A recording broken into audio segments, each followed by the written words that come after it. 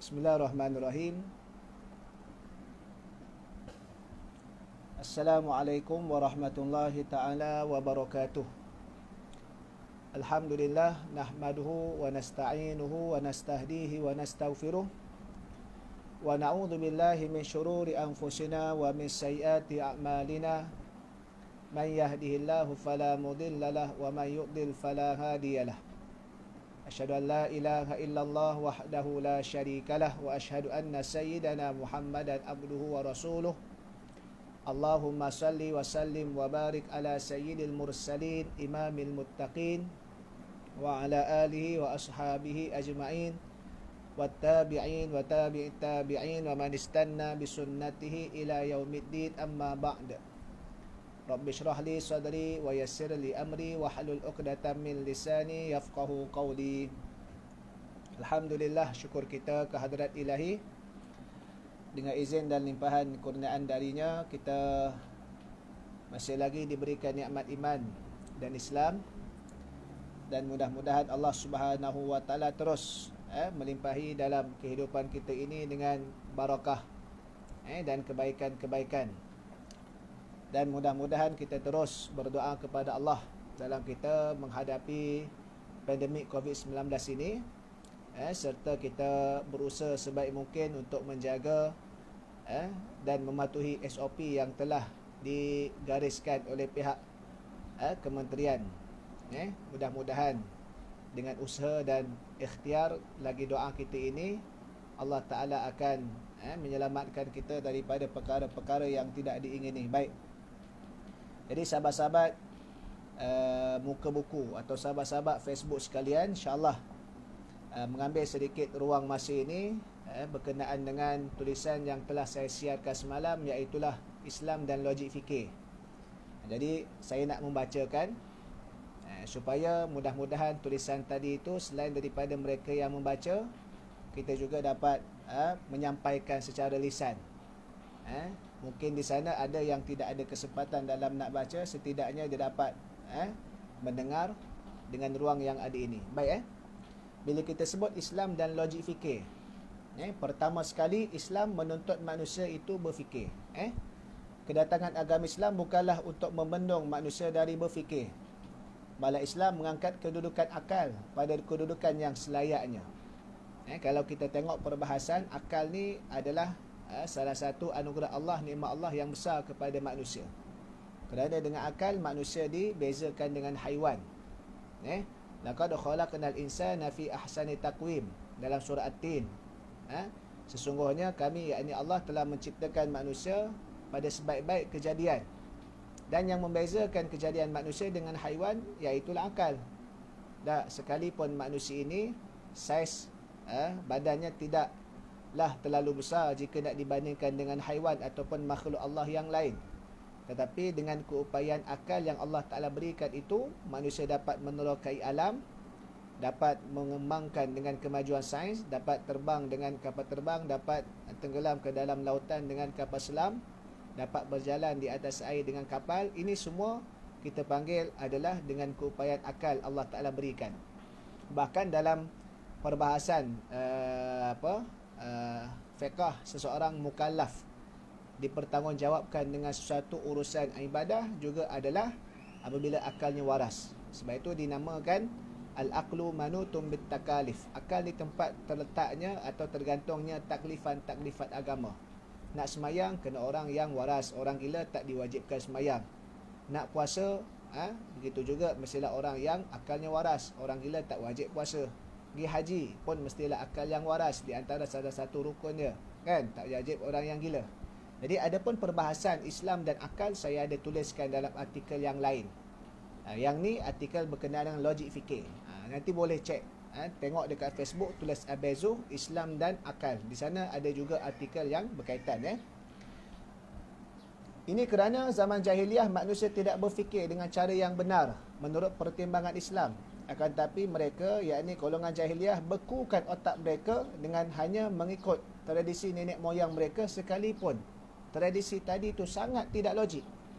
Sebagaimana firman Allah Subhanahu wa taala, a'udzubillahi minasyaitonirrajim, Wa idza fa'alu fahishatan qalu wajadna 'alaiha aba'ana wallahu amarna biha. Qul innallaha la ya'muru bil fahsya ataquluna 'ala Allahi ma la ta'lamun. Shadaqallahul azim. Surah Al-A'raf ayat 28. Yang masuk dan orang-orang yang tidak beriman, yakni dalam konteks ayat ini secara khusus orang-orang musyrikin Mekah. Apabila mereka melakukan suatu perbuatan yang keji, mereka berkata, kami dapati datuk nenek moyang kami mengerjakannya. Ini tradisi mereka turun. Dan Allah perintahkan kami. Dia tradisi dinisbahkan. Ini adalah urusan agama. Merintahkan kami mengerjakannya. Katakanlah, wahai Muhammad, sesungguhnya Allah tidak sekali-kali menyuruh mengerjakan perbuatan yang keji. Patutkah kamu mengatakan terhadap Allah apa yang kamu tidak mengetahuinya? Tak. Jadi orang musyrikin Mekah dibuat tradisi nenek moyang mereka akan tradisi yang keji dan dinisbahkan ini adalah urusan agama. Al-Imam Al-Alusi di dalam tafsirnya Ruhul Ma'ani menyatakan dalam peristiwa ini diturunkan kepada kaum musyrikin Mekah kerana sebahagian mereka apabila masuknya atau tibanya musim haji, mereka ni ada yang tawaf keliling Kaabah tu dalam keadaan telanjang bulat, tidak berpakaian. Apabila ditanya kepada mereka, kenapa kamu lakukan kelakuan sedemikian rupa, mereka kata ini tradisi nenek moyang kami. Inilah urusan agama yang kami amalkan. Nampak tak? Perkara yang keji. Allah Ta'ala cuba membawa dengan mengajarkan jawapan kepada Nabi SAW akan logik fikir di mana kul, katakanlah wahai Muhammad, innallaha la ya'muru bil fahsya. Allah tidak akan menyuruh sekali-kali untuk kamu melakukan perbuatan keji. Logik fikir. Logik fikir.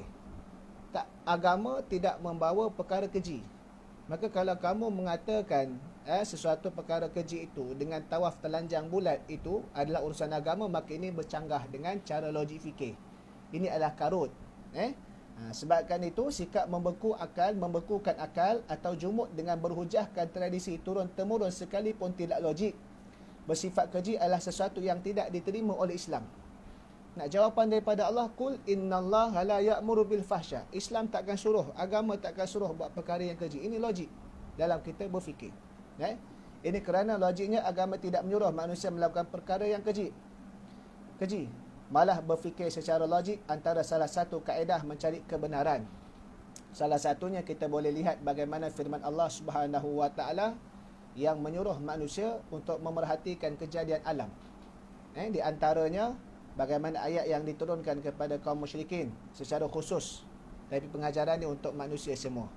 Di dalam surah Al-Ghashiyah Allah Taala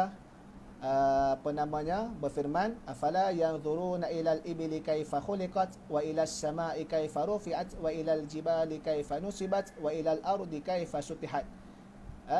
Tidakkah mereka memperhatikan keadaan unta bagaimana ia diciptakan, dan keadaan langit bagaimana ia ditinggikan binaan dia, dan keadaan gunung ganang bagaimana ia ditegakkan, diteguhkan, dan keadaan bumi bagaimana ia dihamparkan. Surah Al-Ghashiyah ayat 17 hingga 20. Ini Allah Ta'ala menyuruh manusia fikir, menggunakan akal mencari kebenaran. Sebab itu bila kita sebut berfikir ni adalah berfikir mencari kebenaran. Secara logiknya, itulah logik fikir supaya kita fikir menurut pertimbangan syarak. Menurut kita panggil manhaj yang betul dalam nak mencari jawapan yang tepat. Allah Ta'ala yang menyuruh manusia berfikir. Dan kerana akal ni anugerah yang tinggi, yang hebat Allah Ta'ala berikan. Jangan kata agama larang kita berfikir. Tak, agama suruh kita berfikir. Cuma bagaimana nak menguruskan cara berfikir tadi tu, itu yang dipanggil logik fikir tadi tu. Jangan semata-mata kita panggil agama tak boleh fikir. Tak betul. Ini adalah kita panggil kufur nikmat kerana tak menggunakan nikmat tadi tu dengan cara yang betul tadi tu, mensia-siakan nikmat tadi. Baik. Yang keduanya kita kena lihat, iaitulah kaedah berfikir logik ialah mengajak berhujah. Bila berfikir logik ataupun logik fikir adalah mengajak berhujah. Logik ialah sesuatu yang dapat diterima oleh akal menerusi hujah. Itu logik. Kesilapan kita apabila mendefinisikan logik ialah sekadar apa yang mampu dicapai oleh panca indera. Akhirnya logik akan dilihat bertentangan dengan Islam sekaligus menjadikan seolah-olah Islam tidak meraihkan manusia dalam berfikir. Ni definisi dalam kita nak memahami praktikal logik tadi tu, sama ada dari sudut bahasa ataupun istilah dia dan praktikal dia. Umumnya bila kita sebut logik, kita kata logik ni benda yang boleh capai kod panca indera sahaja. Jadi logik ni benda orang barat sajalah, orang kafir sajalah, kerana kita ada keimanan. Betul? Dari sudut umumnya tadi. Tapi hakikat dia, logik ni adalah benda yang mengajak kita berfikir secara hujah. Dan bila kita panggil hujah, maka adalah hujah yang dipanggil hujah sama ada daripada dalil naqli, nas-nas Al-Quran dan Sunnah, ataupun dalil akli. Maka kalau hujah tu daripada Quran, maka logik fikirnya kita kena terima sebab benda tu ada hujah. Dan maka itu kita menerima. Sedangkan logik fikir ialah kaedah berfikir yang tepat dalam mencari satu kebenaran berdasarkan hujah yang benar. Berfikir tanpa hujah maka ia adalah falasi, yang berlawanan dengan logik. Justru itu hujah dibahagikan kepada naqli dan akli, nas dan juga akal. Kedua-duanya membuat manusia berhujah dan menerima penghujahan, ialah logik fikir. Tanpa sebarang hujah yang benar, manusia akan berfikir tidak seimbang yang akhir membawa kepada penyelewengan atau kesesatan. Pada perkara kebiasaan, menerima adat dan akal, hujah diterima pada perkara yang tidak berlawanan dengan adat tersebut. Contoh, seperti contoh melihat makanan yang terhidang, maka akal kita menerima pastinya makanan tersebut dimasak oleh seorang. Kita jalan, ada meja, tiba-tiba atas meja ada hidangan. Maka kita kata secara logik dia, kita fikir pastinya makanan tadi tu dimasak oleh seseorang. Kerana itu adat kebiasaan kita, tidak akan ada makanan yang terhidang melainkan makanan itu dimasak secara adat dan penerimaan akal zahir kita. Kita duduk rumah, sekarang musim PKPB, penjarakan sosial, nak buat baik, ada orang buat baik, dia hantar makanan, dia sangkut dekat pagar rumah kita. Dan kita keluar-keluar, tengok adalah makanan tersangkut dekat pagar rumah. Maka logik fikirnya, pasti makanan itu dihantar oleh orang, kerana itu adatnya, adat kebiasaannya. Namun jika perkara pelik luar kebiasaan atau mencari adat, maka ia memerlukan hujah yang membenarkannya. Tanpa hujah maka ia tidak diterima. Contoh tadi kita keluar, nampak ada makanan yang dibungkus disangkut pada pagar rumah kita. Kita pun kata ini mesti makanan daripada langit, kan? Sebab Allah Ta'ala kan kun fayakun, betul. Tetapi boleh terima ke makanan tu daripada langit? Kena ada hujah, kerana perkara tersebut di luar daripada kebiasaan kita. Tanpa ada hujah, dia hanya dakwaan semata-mata dan bersifat falasi kerana tak ada hujah. Tapi kalau benda pelik, benda mencari adat, di luar kebiasaan, di luar usaha manusia, berlaku juga tapi ada hujah, maka kita kena terima. Contohnya macam mukjizat. Mukjizat. Logiknya, api adalah sifat membakar. Namun dalam mukjizat Nabi Ibrahim yang Allah Ta'ala tunjukkan tidak membakar Nabi Ibrahim. Maka dengan hujah dari ayat Al-Quran, maka kita menerimanya kerana ada hujah. Tanpa ada hujah, akal kita tidak akan menerimanya. Nampak tak? Memang Allah Ta'ala maha berkuasa. Tak? Dengan Allah Ta'ala, salah satunya menunjukkan kekuasaannya menerusi mukjizat kepada rasul-rasul dia.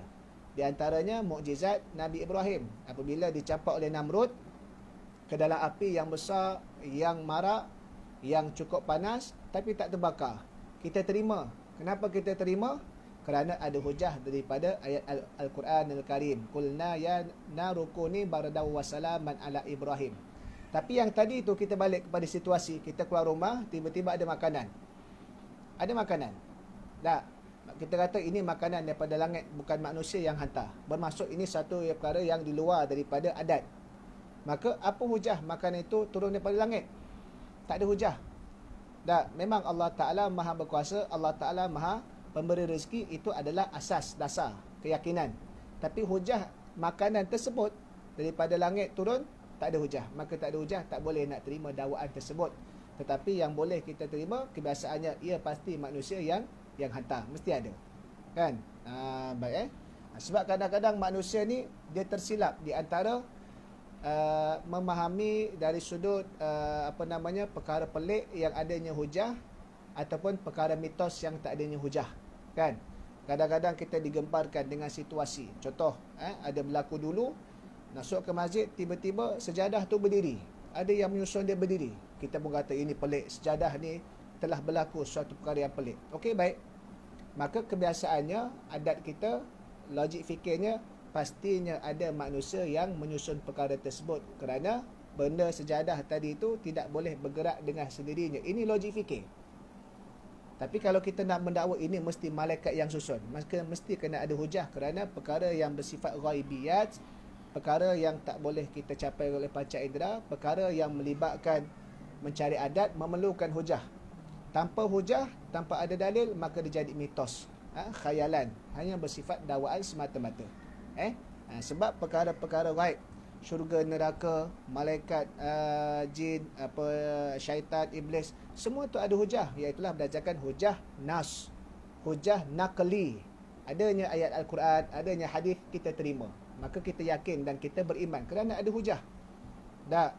Tapi kalau perkara-perkara yang tak ada hujah, dia hanya menjadi mitos sahaja yang bersifat khayalan.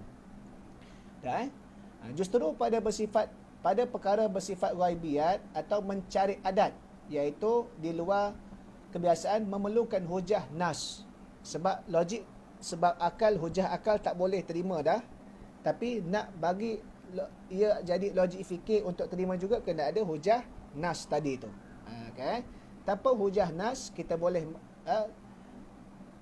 dengan hujah nas kita boleh menerima. Di sinilah logik fikir. Tidak semua pemberitahuan melibatkan ghaibiyat diterima kecuali adanya hujah nas. Jika tidak, ia hanya dakwaan yang bersifat falasi. Baik. Sebagaimana dakwaan kaum Nabi, dakwaan kaum penyembah patung berhala. Apabila Nabi Ibrahim mencabar Namrud untuk patung berhala yang besar, menceritakan siapa yang menghancurkan patung berhala kecil yang lain, kan? Maka Namrud tak ada hujah dalam nak membenarkan kelakuan mereka yang menyembah patung sembahan tersebut.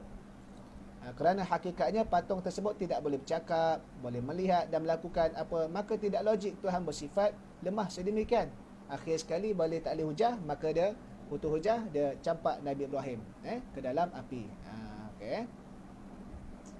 Okey. Seterusnya, mitos adalah perkara ghaib tanpa hujah. Islam adalah agama yang tertegaknya dengan hujah. Sekalipun ada perkara ghaibiyat yang dibawakan, maka perkara ghaibiyat itu tertegak dengan hujah nas.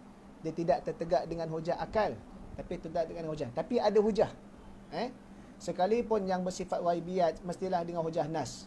Tanpa hujah nas, ia hanyalah mitos, sesuatu khayalan semata-mata kerana tiada hujah nas. Justru perkara ghaibiyat adalah perkara melibatkan ilmu Allah. Kita tidak mampu menggambarkan secara hakikat, secara gambaran keduniaan, namun kita menerima kerana adanya hujah nas. Sebagai contoh, roh ni perkara ghaibiyat. Kita tak boleh nampak, tak boleh sentuh, tak boleh nak hidup, tak boleh nak rasa. Tapi kita terima dan kita beriman dengan adanya roh. Kerana apa? Kerana ada ayat Al-Quran, kerana ada hadis yang menceritakan tentang kewujudan roh tadi tu. Roh ialah perkara ghaibiyat kerana kita tak mampu capai menerusi panca indera kita. Namun kita wajib menerima kerana ada hujah nas dari Al-Quran dan hadis. Namun kita tak mampu menggambarkan roh tersebut menerusi gambaran keduniaan. Bagaimana bentuk roh? Petak ke? Kalau tengok dalam orang-orang barat, kata-kata ni buat dalam bentuk asap ke, kan? Kalau tidak, ada dalam bentuk manusia yang sama macam kita tapi ada sayap ke, itu dia punya kepercayaan karut orang lah. Bentuk orang nak gambarkan, kita tak mampu. Orang Islam tak boleh. Kerana apa? Kerana ia adalah di luar ilmu kita. Kita beriman kerana ada hujah nas, di luar daripada hujah akal kita. Baik. Sebab itulah, sekalipun demikian, tatkala Rasulullah sallallahu alaihi wasallam diasap pertanyaan mengenai dengan roh, orang-orang Yahudi bertanya Rasulullah tentang roh, asap, nak mereka nak pressure Rasulullah bagi nak menunjukkan Rasulullah ni kononnya nak melemahkan Rasulullah supaya orang lain tak terima Rasulullah itu adalah Rasulullah. Kan mereka tanya pasal roh, tasarruh. Maka baginda sallallahu alaihi wasallam menjawab, ia urusan Allah. Bagaimana bentuk roh, keadaannya, maka ia urusan Allah. Tapi roh tu ada. Kan? Kita lihat dalam surah Al-Isra ayat 85 yang berbunyi, wa yas'alunaka 'anir ruh qulir ruhu min amri rabbi wa ma utitum minal ilmi illa qalila. Dan mereka bertanya kepadamu wahai Muhammad tentang roh. Katakanlah roh itu dari perkara urusan Tuhanku dan kamu tidak diberikan ilmu pengetahuan mereka yang sedikit sahaja. Justru disiplin ilmu Islam ialah perkara ghaibiyat, perkara yang bersifat ghaibiyat memerlukan hujah nas yang kuat. Tak boleh dakwaan, tak boleh sentimental, emosi semata-mata, tak boleh. Tanpa hujah nas yang kuat, dakwaan berkenaan ghaibiyat hanyalah mitos yang bersifat khayalan yang tidak wajib dipercayai, malah boleh menjadi haram kerana menjerumus kepada penipuan rekaan semata-mata. Tu kena hati-hati. Baik. Yang seterusnya adalah falasi, ialah berfikir yang tidak mengikut landasan yang tepat. Falasi ialah lawan kepada logik fikir. Falasi ialah cara berfikir yang salah, menjadikan kita berhujah dengan tidak betul berdasarkan pertimbangan syarak. Ni falasi. Bila sebut falasi ni, fikir cara tak betul ataupun fikir cara tak ada hujah. Falasi boleh terjadi dengan dua alasan, sama ada secara formal ataupun secara tidak formal. Okey, contoh falasi secara formal ialah hujah yang diberikan bertentangan dengan kebenaran yang dibawa oleh hujah nas muktamad. Dia ada hujah, tapi hujah dia bertentangan dengan hujah nas yang muktamad.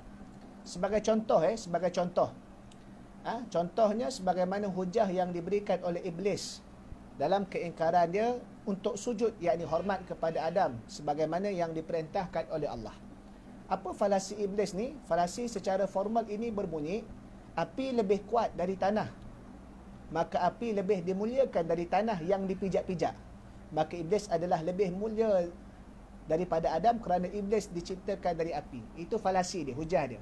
Iblis cipta daripada tanah, daripada api, maka iblis ni lebih mulia daripada Adam kerana iblis daripada api adalah yang lebih kuat daripada tanah dipijak-pijak, maka iblis lebih mulia daripada Adam. Ini falasi yang formal, hujah yang tidak tepat. Dinamakan falasi secara formal. Walaupun ada hujah dia, cara dia mengolah penghujahan tapi tak tepat kerana ia sama sekali bertentangan dengan nas muktamad tentang perintah Allah Ta'ala suruh iblis sujud hormat memuliakan Adam. Sebagaimana dalam firman Allah surah Al-A'raf ayat yang ke-12, qala ma mana'aka alla tasjuda id amartuk qala ana khairum minhu khalaqtani min narin wa khalaqtahu min tin. Allah Ta'ala berfirman, apakah yang menghalang kamu wahai iblis daripada sujud, yakni hormat kepada Adam ketika aku perintahkan kamu? Iblis menjawab, aku lebih baik daripada Adam. Engkau wahai Tuhan ciptakan aku daripada api, sedang dia engkau ciptakan daripada tanah. Ini falasi formal iblis. Okey. Baik, seterusnya yang kedua, contoh falasi secara tidak formal. Bagaimana yang dimaksudkan falasi secara tidak formal? Ialah berhujahkan sesuatu dengan andaian awal yang tidak fokus. Dia buat andaian awal, tapi andaian awal tu tak fokus. Seperti mengatakan apa yang disebutkan oleh doktor perubatan tidak betul, kerana doktor tersebut sendiri sakit berpenyakit. Akhirnya andaian awal dibuat menatijahkan tidak boleh menerima apa yang diperkatakan oleh doktor perubatan tersebut, disebabkan doktor tersebut juga sakit, sekalipun apa yang diperkatakan olehnya adalah benar. Dia pergi jumpa doktor, dia nak rawat, tiba-tiba dia kata doktor pun tak boleh pakai sebab doktor pun sakit. Nampak tak? Sedangkan apa yang doktor tu cakap berdasarkan kemahiran dia betul. Tapi manusia, doktor juga manusia, terdedah kepada sakit, kan, yang diuji oleh Allah. Maka adakah dengan membuat andaian doktor juga sakit, maka doktor juga tak boleh diterima akan nasihat perubatan dia? Ataupun seseorang Ahmad dia bercerita berkenaan dengan kebersihan. Dia kata Islam suka kebersihan itu mendatangkan kesihatan. Cuma Ahmad tadi itu pengamalan dia juga cuai dalam kebersihan. Jadi kita kata apa yang Ahmad cakap ni tak boleh terpakai. Maka itu falasi tidak formal, kerana dengan andaian awal dia tadi itu menolak fakta yang betul sekalipun pelakunya adalah tidak melakukan apa yang disebutkan tadi itu. Kan? Baik. Maka itu adalah falasi secara tidak formal, menerusi andaian awal. Salah satu dia punya contoh. Contohnya macam apa? Contohnya orang-orang kaum musyrik Mekah yang menolak kerasulan Rasulullah SAW kerana alasan baginda juga kalangan manusia. Kenapa tidak diciptakan malaikat kalau rasul? Ataupun kalau malaikat sekalipun mestilah kalangan orang yang berpengaruh, yang berjawatan, ada kedudukan yang berada. Maka andaian awal mereka untuk menolak kerasulan Nabi SAW dengan andaian seorang rasul mestilah dari malaikat. Sekalipun dari kalangan manusia, jika manusia sekalipun, maka mestilah terpilih daripada kalangan mereka musyrik Mekah tadi itu, pembesar tadi, kerana mereka adalah kalangan berada dan berjawatan berpengaruh di Mekah. Ini kita boleh ambil dalam Firman Allah Subhanahu wa taala surah Furqan ayat 7 hingga 8 yang berfirman wa qalu ma li hadzal rasul ya'kulu at-ta'ama wa yamshi fil aswaq laula unzila ilaihi malakun fayakuna ma'ahu nadhira aw yulqa ilaihi kanzun aw takunu lahu jannati ya'kulu minha wa qala adh-dhalimuna in tattabi'una illa rajulan mashhura. Dan mereka, yakni kaum musyrikin, berkata, mengapa Rasul ni makan dan minum dan berjalan di pasar-pasar, yakni seperti manusia yang lain? Kan? Ini andaian awal mereka, kerana mereka menganggap malaikat Rasul bukan manusia. Maka mereka menolak Nabi Muhammad sebagai Rasul. Sepatutnya diturunkan malaikat kepadanya. Malaikatlah yang jadi Rasul kepada manusia, supaya malaikat itu turut memberi peringatan dan amaran bersama-sama dengannya sebagai saksi yang membenarkannya. Atau tak, kalau bukan malaikat pun, kalangan manusia ni kenapa ambil daripada Nabi Muhammad yang tidaklah kaya, tidaklah berjawatan, kan?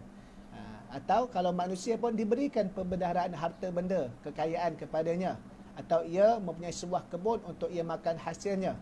Dan ini andaian awal mereka, menyebabkan mereka tolak, tidak menerima kerasulan Nabi SAW. Dan orang-orang yang zalim itu berkata kepada orang beriman, sebenarnya kamu hanya menurut seorang yang tidak siuman. Ini kita panggil falasi, bersifat secara tidak formal kerana andaian awal yang tidak berfokus, menjadikan menolak kebenaran sepatutnya yang mereka terima. Baik. Yang terakhir, logik fikir kebenaran dengan berhujah, bukan sentimen emosi.